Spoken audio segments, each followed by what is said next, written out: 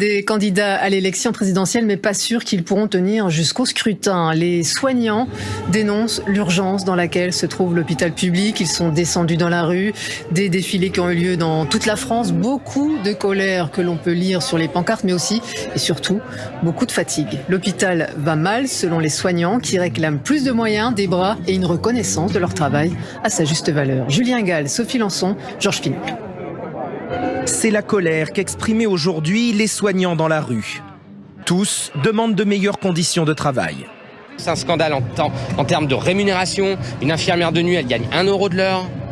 1 euro de l'heure. Quand le médicament n'est pas bon, quand le Ségur, c'est pas le bon médicament. C'est tout, monsieur Véran. Il faut changer de médicament. Il marche pas. L'hôpital, il est toujours malade. En octobre dernier, le conseil scientifique chiffrait à 20% le nombre de lits actuellement fermés dans les hôpitaux français. Plus de 5700 lits, selon le ministère de la Santé. Parallèlement, la Fédération hospitalière de France fait état d'un taux d'absentéisme de 10% du personnel de santé et de 2 à 5% de postes vacants au sein des hôpitaux.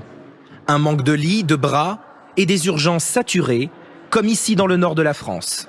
Tout le monde aujourd'hui est à bout.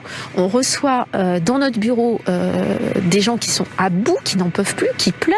Face à cette situation, les soignants demandent un nombre de personnel adapté au nombre de patients, une augmentation de 10% de leur salaire et une revalorisation des gardes de nuit.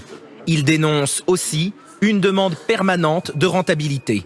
On ne parle plus de patients, on nous parle de chiffres et de chiffres d'activité. Donc il faut faire plus d'activités, il faut que les gens qu'il y ait plus de turnover, on va dire, dans les lits, c'est-à-dire que les gens restent moins longtemps. Donc les gens, dès qu'ils sont un peu mieux, on les fait sortir, alors qu'avant on les gardait 2-3 jours de plus. Le personnel de santé est également confronté à l'évolution rapide du Covid-19 avec l'arrivée du variant Omicron. Ces 3 derniers jours, de nombreux CHU ont dû déclencher en urgence un plan blanc.